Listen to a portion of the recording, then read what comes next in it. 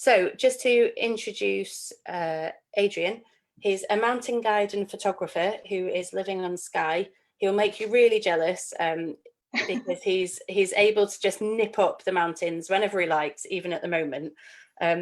He's been climbing since the 80s. His CV includes alpine north faces, big walls in Yosemite, and first descents on the White Cliffs of Dover. His work in the outdoor industry included 12 years at Ogwen Cottage in Snowdonia, one of the few places in the UK to regularly take secondary school students multi-pitch climbing. Adrian and his wife Bridget live at the foot of the Cuillin, and they run a guiding and photography company, All Things Cuillin. There is a Facebook group as well that is called All Things Cuillin if you want to join there as well. Now, Hannah and I, we're not mountaineers, so we thought that the best person in the Cicerone team to talk to Adrian was our very own mountaineer, Joe Williams, who has reliably informed us that he has twice failed to complete the Cuillin Ridge, but he worked on this guide with Adrian as the in-house editor, so we thought he was the best person to get into the nitty-gritty and help us to discover the Cuillin. So a warm welcome to Adrian and Bridget, and over to Joe to Thanks, Amy. take us through. Yes, I do have the proud distinction of having failed on the Cuillin Ridge twice. It's probably something that we'll get into as Adrian and I talk. I'm very hopeful that I'm going to get some tips about how to succeed next time I go up. So let's have a go. Adrian, so for those who haven't been, what is so special about the Cuillin Ridge? Well, how long have we got? I would say that the most special thing is the fact that the mountains, quite uniquely in the UK, rise pretty much straight out of the sea. So you've got an added dimension of climbing and hill walking and just admiring the scenery of mountainscape and seascape. It's all in a fairly small area, and there's roads around most of it, so it's relatively accessible compared to some Munros and some hills and mountains. But the main thing is there's a lot of it. It's a very long ridge, and everything about it I love, really. Yeah, I know it's a place I've been a couple of times, and it's I'm lucky enough to have climbed and run and trekked sort of various mountains around the world, and I would definitely put the Cuillin in my like top couple of favorite mountain places ever. Just magical. So like, do you have a favorite place exactly along the Cuillin Ridge? Yeah, I would. Well, several, but probably, I don't know, can people see the picture on the screen at the moment? So that's Skye and Cuillin. That would probably be my favourite, because there is a so-called tourist route up it, but it's actually a grade 3 scramble. Is the easiest way up, and it is pretty steep on all sides. It's almost like a textbook, or not a textbook, a child's drawing of an imaginary mountain to me. It's just sort of the perfect mountain. You've got stunning views back along the ridge, across to the rounded hills, the red Cuillin on the left in the photo.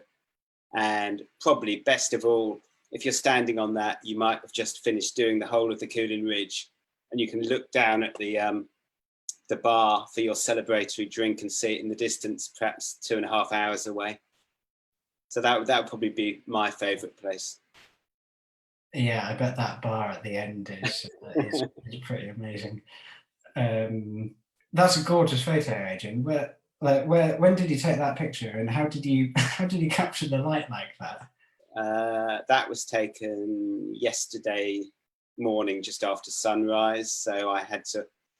Well, I would say I walked in the dark, but I didn't actually need a head torch at all. I had one with me, obviously, but the moon was so bright that it was not quite daylight, but it was pretty light.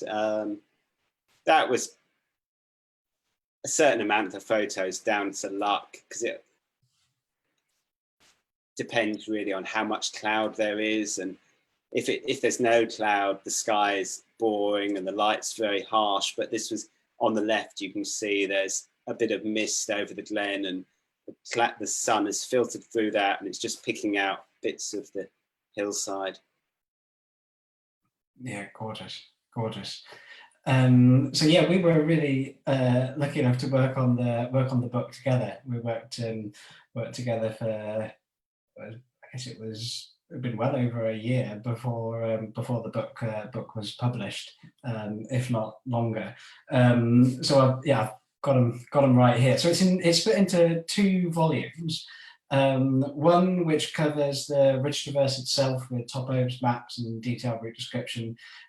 This other one that contains all the preparation, planning, and advice, and then the 10 classic scrambling routes. But I mean, what was the advantage of splitting the guide up like that? Well, the main advantage is that for when you're doing the actual Cuillin Ridge, every gram of weight and every cubic centimetre, I suppose, of bulk counts. So if you can make things lighter and more compact, it's a big help. So the fact that you can just take the slimmer, lighter second volume with you is a really good idea. Yeah, it would. I mean, it goes in this jacket pocket, all right. Actually, so that's all right. Something tried earlier, just in case. No, I didn't actually test that. It was quite fortunate. Cool. So there's obviously loads of different options for how to tackle the ridge. From approach and from bivvying, and how much of it that you pitch and how much you move together, and where that blurry line between scrambling and climbing is. But so what's your preferred option for tackling the ridge? I think my favourite approach would be to arrive by boat, the Misty Isle boat trip boats from Elgol, because that's just a magical journey in its own right. And the big plus point is it gets you, you arrive at the foot of the shortest walk in and the most pleasant or least unpleasant ascent to the Cuillin Ridge. So in the book, there's 3 different approach routes, and I would definitely say that this would be my #1 choice. As to doing the actual ridge, I think probably over 2 days. If the forecast is good, definitely 2 days with a bivvy up high, so you experience the sunsets and sunrises, and hopefully not too many midges. Yeah. So, what's it like to bivvy up high on the ridge? I mean, I have tried it once, but spent a night in a cave, getting quite cold and wet. It wasn't really a magical Cuillin bivvy experience. Well, I would say you can divide bivvies into either being magical or sort of an element of purgatory about them. If there's a little breeze and the midges are kept off and it's good weather, you've got stunning views out over the islands, and you're relaxing after a hard day, but also a bit psyched up for the second day to come. And I would say that can be absolutely nigh on perfect. But you could be there and could be wearing a midge net and fighting off midges that are biting you. It could be drizzly, it could be cold, it could be windy. So it could go either way. But if you've planned well with the forecast and things like that, hopefully it's going to err towards the magical side. Yeah, that does sound like a more magical kind of description. As far as I recall, this cave, which I think is the same cave that you've got in the picture behind you. Is that right?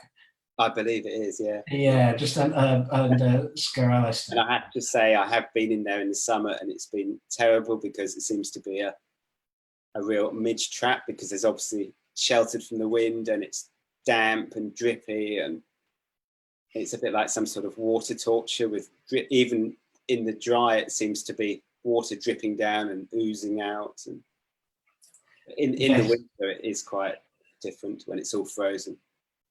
Yeah, I recall that it was a long time ago, my first attempt on the ridge, that we'd we'd set off in the rain, and we'd continued along in the rain, and we'd got to this cave. We didn't actually know that the cave existed. I mean, obviously your book would have, had it been around, would have told us that. But got into the cave, put our tent up, and then I think the right way of putting this is I became very friendly with my climbing partner over that evening, as we shared a roll mat, shared our one season sleeping bag, and put our feet on the coiled up ropes and our heads on our rucksacks. It wasn't really the best night, and needless to say, we bailed the next day.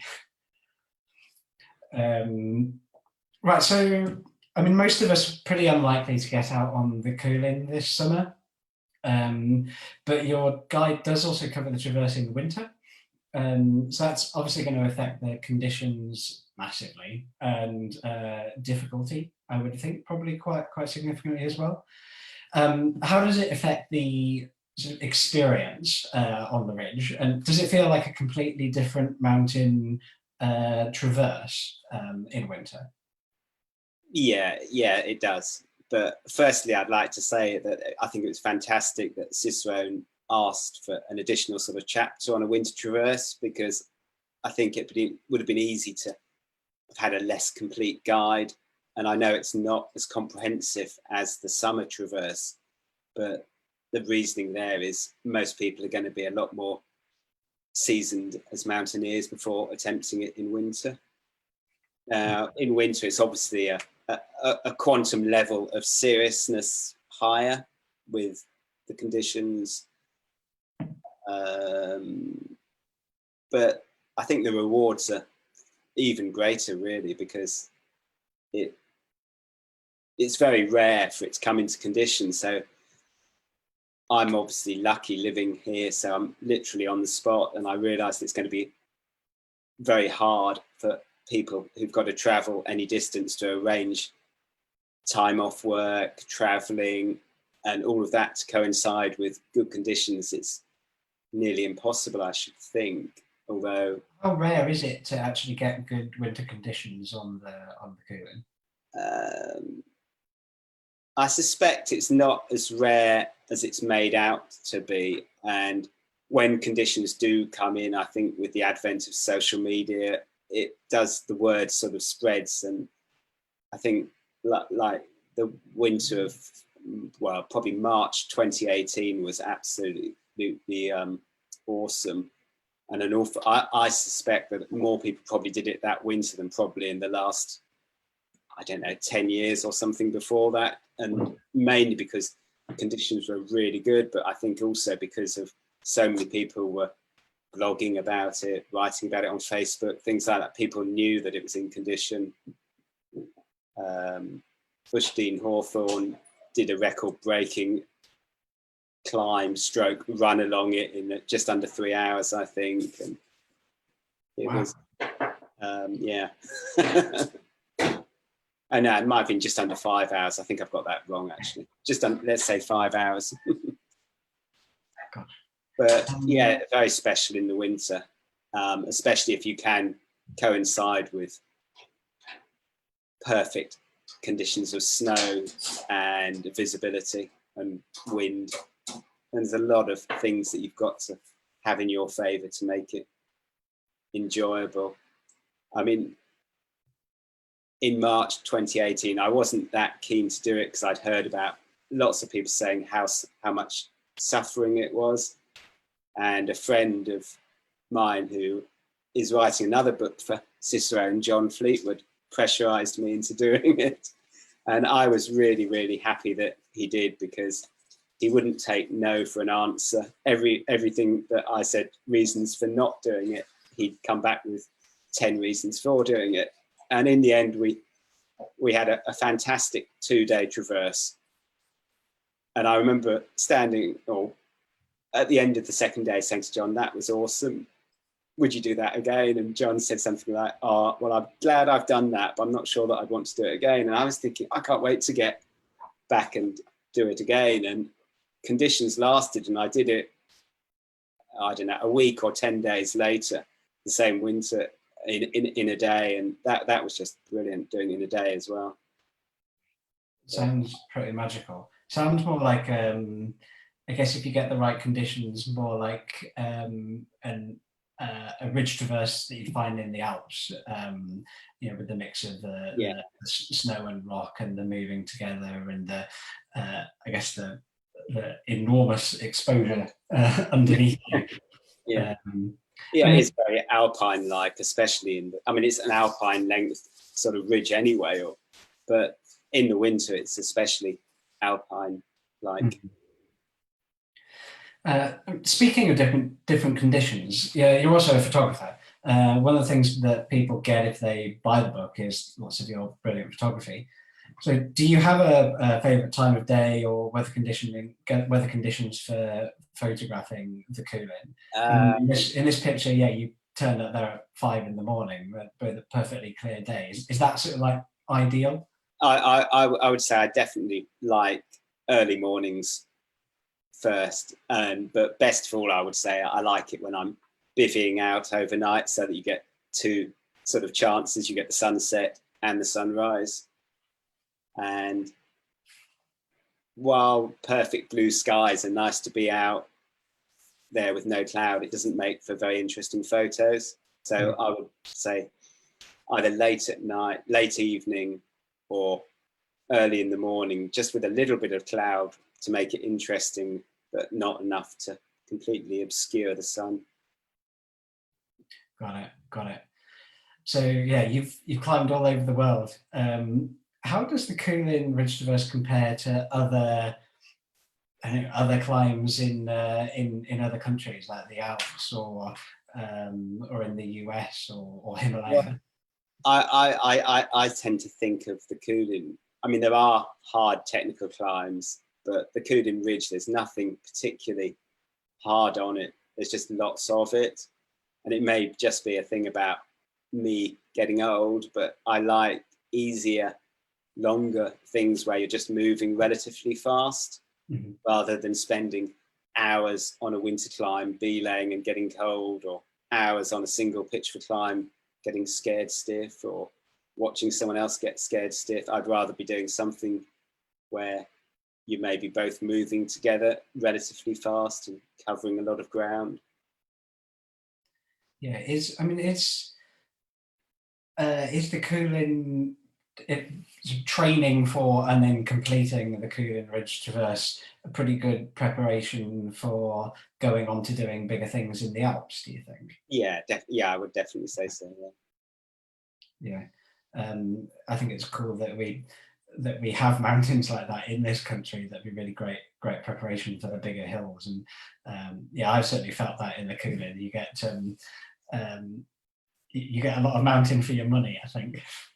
Well, I suppose all the Munros are real genuine Munros, because you're climbing from sea level to the height of a Munro, aren't you? Rather than some road heads are going to be relatively much higher up. Yeah, sure. So yeah, you're a very accomplished climber. There must be lots of people wondering if the Cuillin Ridge Traverse is for them. So how experienced do you need to be to climb in the Cuillin, to be able to do the traverse? Like, how good do you need to be able to be to be able to succeed on the traverse? Well, the hardest sort of technical graded pitches like Naismith's route on the Bastille Tooth and the TD Gap are severe, which in technical climbing terms isn't actually very severe at all. It's not very hard at all. But you have to factor in that you may be carrying a big backpack with gear for 2 days. You may be doing it in approach shoes or big boots. So although you need to be climbing at a severe level, it'd be better if you were climbing, well, as hard as you possibly can. But so you've got some grades in hand for climbing in if the weather's not perfect or you're tired, you've got big bags to carry. Yeah, I recall getting to the TD Gap's another famous bit Mm. along the ridge, isn't it? And Yeah. getting to the bottom of that pitch. And what grade is that pitch, Adrian? It's severe. Severe, yeah. And well, like, as with both of my attempts, it was raining when I got there. And looking up at it, I just thought, I mean, it just looked disgusting. Very miserable. It was wet, was it? Yeah, really wet. And the thought of climbing that in approach shoes with a rucksack with a tent in it wasn't remotely appealing. So we didn't. I presume you came out of the TD Gap and walked around to the Bivy Cave then? Yeah, that's where we then, I suppose that's where we began to give up on our attempt. But yeah, that's what we did. So yeah, I mean, doing the whole traverse, I suppose especially if you're bibbing, does require a fair amount of kit and equipment. You've got the climbing, the abseils, bivvying if you're going to do it with an overnight.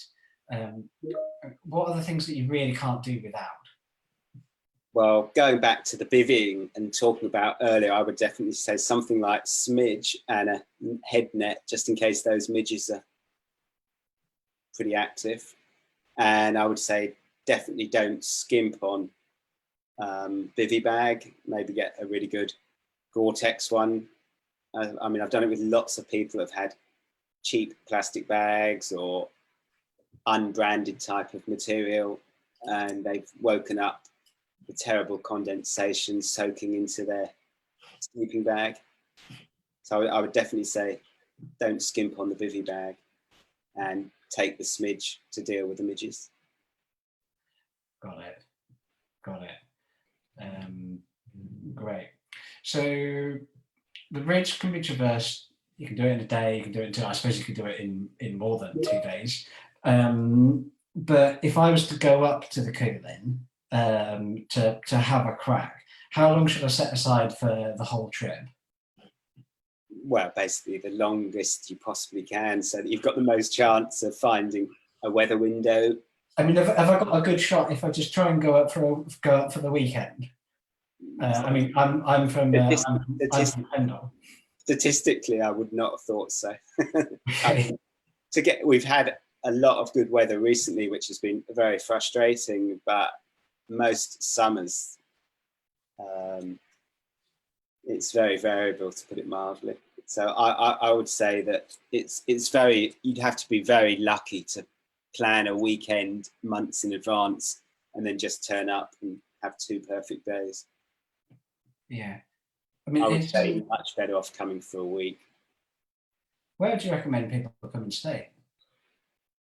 Well, at the moment, nowhere, but Absolutely. When we're allowed to, those of us in England go to Scotland, and those of us from elsewhere in Scotland make the way over to the islands, where might you recommend? I would probably say the campsite at Glen Brittle. It's Okay. one of the most beautiful campsites, right by the sea. You look one direction, you've got the views out to sea, and then behind you, you've got the backdrop of the Cuillin Mountains. And there's a really good coffee shop on the campsite, and I like my coffee. Ah, okay. Sounds great. It is a gorgeous spot down there, definitely.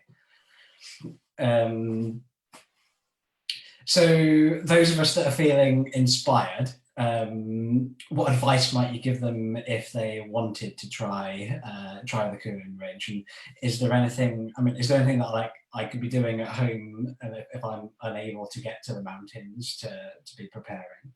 Well, I would say do as much research as you possibly can. Read all the guidebooks, not just the Cicerone one, but the SMC ones, the Rock Facts ones.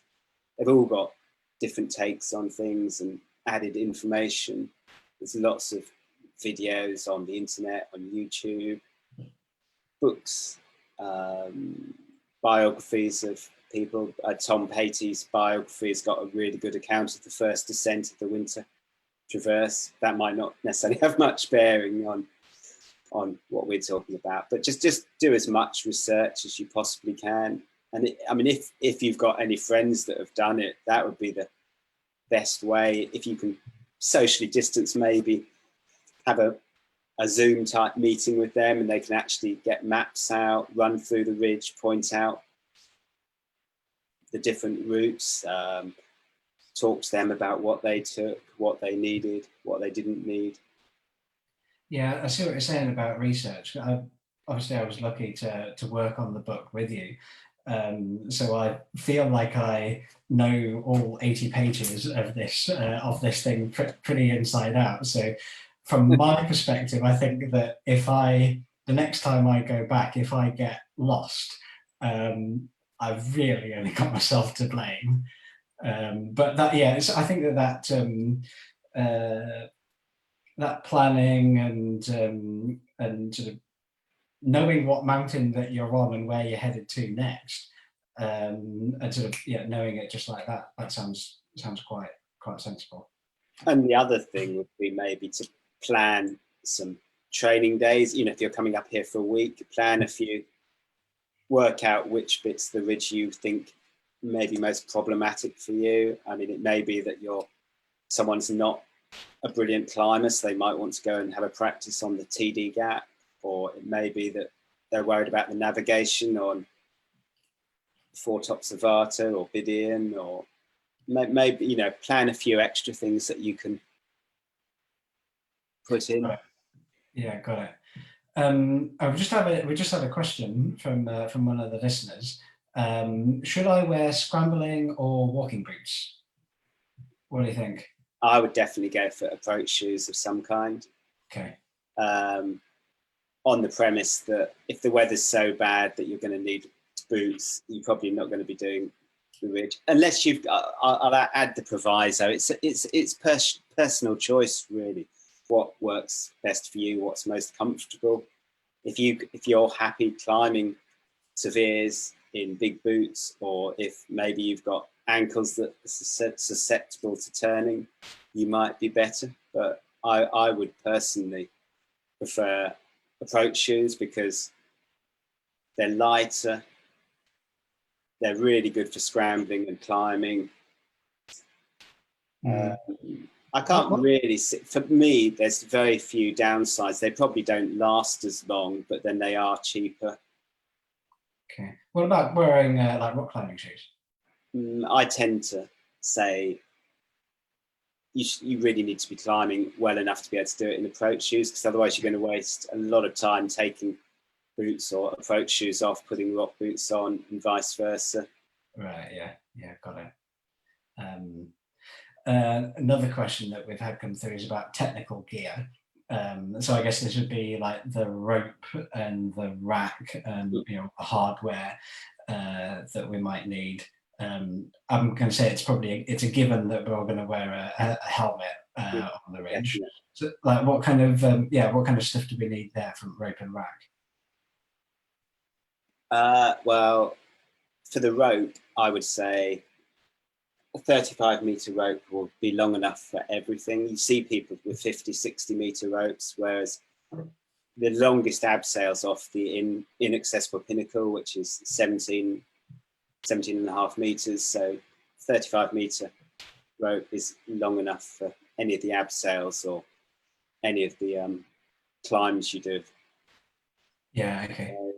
You're saving a lot of weight by not taking that extra 15 or so meters, and also a lot of faffing around, coiling, uncoiling, stuffing ropes into bags.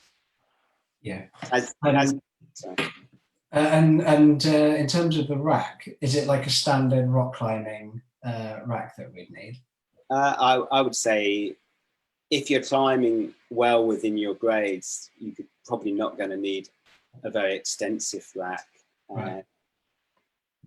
Maybe, I don't know, 3 or 4 rocks on wire and 2 or 3 hexes, and slings are very useful. Longer slings for threading around chock stones, putting over spikes. Yeah. Okay. You give all this information in the book, don't you? Yes, there's a suggested small rack.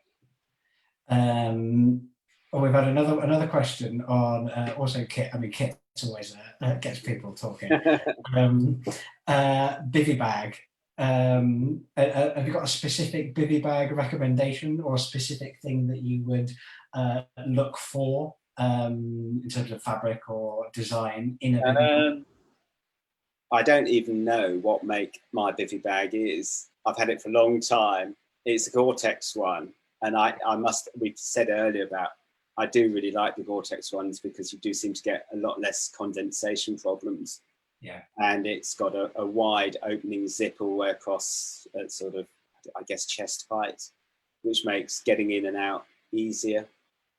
Some people have ex-army ones that have got a draw cord rather than a zip, and I don't think, I think they seem difficult to seal up against the weather, and definitely really hard to seal up if there's midges around. Yeah, I've got one of those army ones that I used to use. It weighs, I think, as much as my tent. I was going to say they're quite robustly built on. I think it is designed to stop bullets coming through. So I would say Gore-Tex and zipped, but okay. I couldn't recommend any particular brand. Yeah, we had another question on the campsite that you mentioned, and that was the Glen Brittle. Yeah. Campsite right at the end of the road on the sort of on the west side, southwest side of the ridge, isn't it? Yeah, so if you drive down past the fairy pools, which is the big visitor attraction that it'll be marked on all the maps, and just keep going to the end of the road. Yeah, okay, cool. So maybe I'm not a mountaineer. What else has Skye got to offer? Well, we just mentioned the fairy pools. There's all manner of, I'm guessing there's probably about a dozen well-known areas that seem to be on a must-see list for tourists to visit. There's lots of unusual geological features like the Old Manors Store, the Kerrang. There's the famous lighthouse at Meester Point, Talisker Bay. Mm-hmm. There's several distilleries, so if people like whiskey, there's tours around those. And we've mentioned boat trips. I would say drive to Elgol, because that's one of my favourite drives, and get the Misty Isle boat trip across to Loch Corris. There's loads to do. The other thing I haven't mentioned is probably seafood. If people like seafood, there's obviously a thriving fishing industry around here. So lots of good restaurants. Okay, cool. And the fish and chips are really good as well. Yes, I have had the fish and chips in Portray. They are awesome, aren't they? A mile long when I. Yeah, it's a good sign though, isn't it? I guess. It is. For those that don't know, that another one of our expert authors, Terry Marsh, has written the Cicerone guide to the whole of Skye. So it's quite a big book that covers you for whatever you might want to do in any part of the island, including some bits and bobs along the ridge, but not concentrating on the ridge traverse, which Adrian's book focuses on.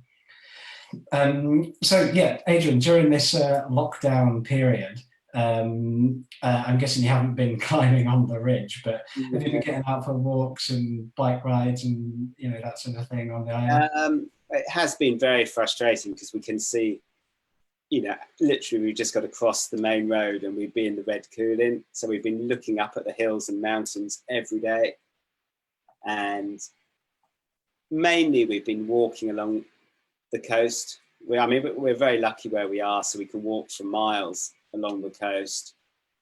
Since the restrictions have eased a bit, we've got kayaks, so we've been paddling. We were out paddling yesterday.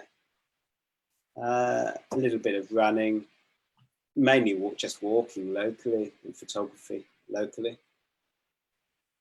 Yeah, I've popped by your house, and it is a rather idyllic spot. The view out of your living room window looks a little bit different to mine. But yeah, we can all be jealous of that. We're only here for another month. Well, until the end of the month, we're moving. Okay, where are you moving to? Well, we're meant to be building, or meant to have built, a house in Glen Brittle, where the campsite is, but that's all been put on hold a bit. So we're staying with friends round towards Carbost Way for a bit, while hopefully the house will be done by the autumn. Sounds great. Sounds great. Right, so before we get on to a few more listener questions, I have to ask a bit more selfishly. As Hannah and Amy have pointed out, I have failed to do the traverse twice now. Can we maybe explore what I've been doing wrong and how I could succeed next time? Well, I think now you've got the book, and you've worked on that book for probably, I don't know, how long ago did we start? When did you come up here? Was it in August 2018? I know, so we came up in June last year, and then my attempt prior to that was about 10 years earlier. No, but I was just wondering how long we'd actually worked on the book. Right, yeah. I think it probably was about 2 years. Yeah, so it's almost 2 years. You must have a huge knowledge now. I mean, how many times do you think you've read the book? Well, I know how to spell all these challenging mountain names, at least. Without talking in depth, it's hard to know really, but it sounds like the first time the weather was definitely not really making for it to be a likelihood of success. What was was it forecast to rain when you went? Or? Yes, I think it was forecast to rain, but we'd made the effort to come up, from England anyway. And how long were you coming up for? I think we thought we'd take some sort of siege style attempt. Yeah. Clearly, there's a bit of a mismatch between a siege style attempt and bringing one sleeping bag between two. So perhaps we didn't really think that through all that well. How long is weather really the biggest thing to get right, or I think plenty of people fail in great weather conditions? Well, I think quite a lot of people fail if the weather's too good with a lack of water. It is obviously not many places where you can resupply with water on the route, and quite often if the weather's forecast to be hot, I might go up a day or two before and hide some bottles of water up there. Okay. So yeah, I would say that quite a lot of people probably drop out because of either too bad or surprisingly too good conditions. Yeah. If someone was to try it I like the idea of doing it in one day. Do you know what the average time it takes ridge in a day parties to actually take? I would say it's probably going to be more than 10, 12 hours. I would say probably 15 hours. Is that on the ridge bit itself? Well, or because you've got you've got 3 hours to walk in and 2 hours or so to walk out. A long day. Yeah, it's going to be a long day, whatever, unless you're, well, you are a runner, aren't you? Yeah, I am. So I mean, it's the approach and the getting off bit would go quite quickly. And can you actually, if people are runners, can we actually run any sections of the ridge, or is it all too technical and too severe consequences if we do have a slip along the ridge? I guess it's all relative, and the fact that people have run the ridge in 3 hours, they must be running quite a lot of it and soloing all the bits where people pitch it or abseil.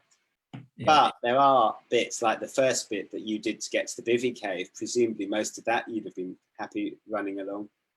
Yes, I think we jogged a fair bit of that. Yeah. But that I felt that first bit of the ridge is way easier than a lot of it. It's all that terrain around. Let me see. Sort of later on in the ridge, from about Andorras onwards, it seems really quite complicated. There wouldn't be, complicated, and also, like you're saying, big drops. You would have to be really confident to be running or moving at speed over any of that terrain. Yeah. Great. Okay. So we've got some more listener questions. What's the best source for going for your number one recommended weather forecast? That's a good question. I would say that the Met Office mountain forecast is very good. If you go to the Northwest Highlands area, you can actually pick out, I think it's got all the Munro tops on Skye, so you could select Blavan or Cuillin or Skye. And I would say that things seem to come and go in accuracy, but I mean, most of the time I will look at all the different weather forecasts that I can. And even if I'm not out in the hills, I'm right by the window, we've got a good view, and I can correlate what's happening and extrapolate that a bit to what's going on up the mountains. And I would say that would be my first port of call, would be the Met Office Northwest Highlands mountain area one. Okay. XC weather I look at quite a lot because all the local fishermen use that, and they've obviously got quite a interesting, good forecasts. Yeah. Okay. Good tips. So I'm just thinking about the different people that might be interested in doing the ridge. I think if someone's coming at it from a rock climber background, then the technical difficulties of the hard bits might be well within them, but it might be that they're not so used to really, really long hill days, or carrying a big heavy pack while they're on the go like that. And then the other side of it is really experienced mountain walkers. Maybe people who've done all the Munros and done fair bits of scrambling. So maybe for that latter group, is it a big stretch to go from being an experienced British hill walker and solid on scrambles through to being able to manage the ridge? And is there any other specific bits of advice for those kind of people?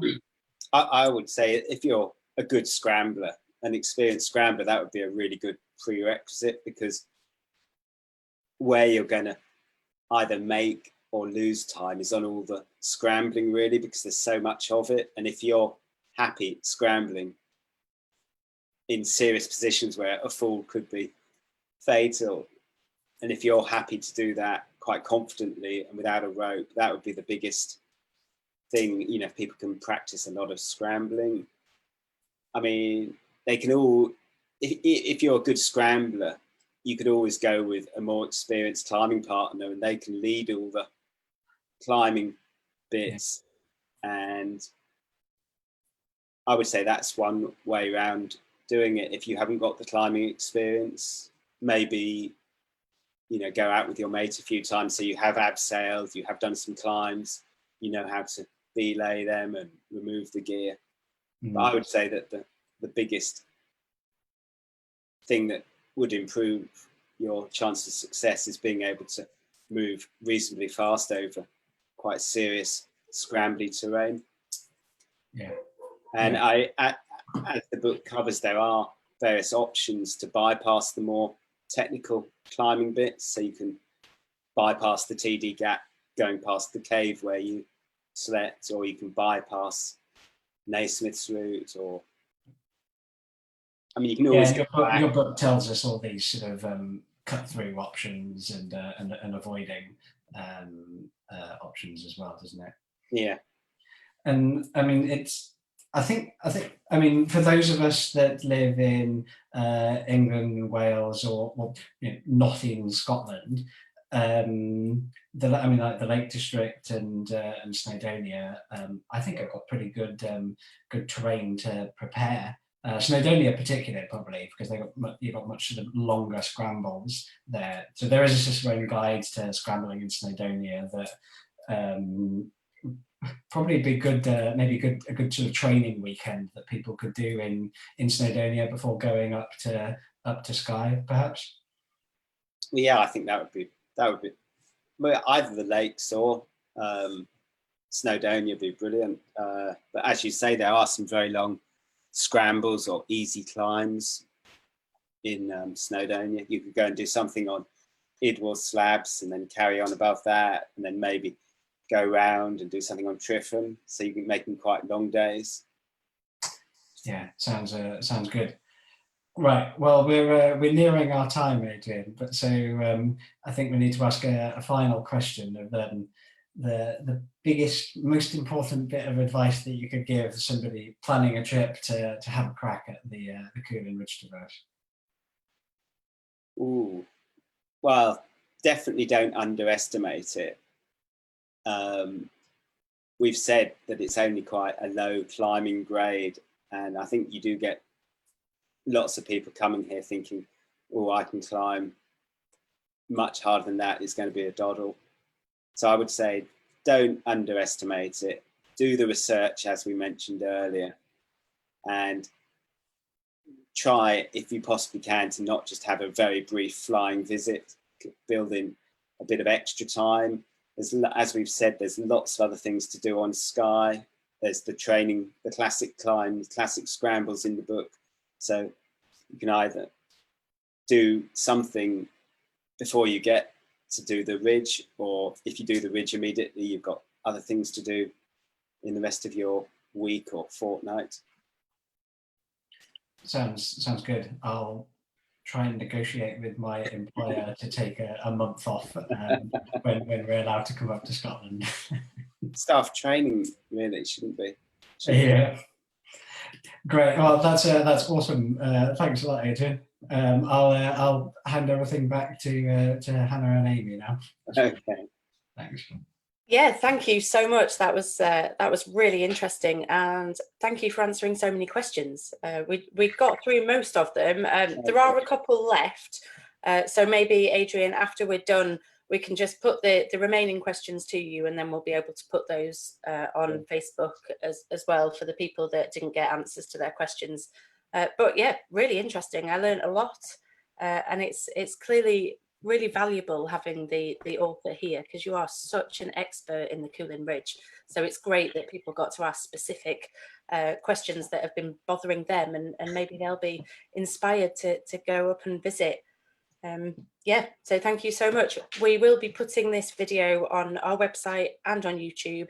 So if you've missed it now, don't worry, it will be available all over the place for you to catch up in your own time. So thanks for joining us. Well, thank you.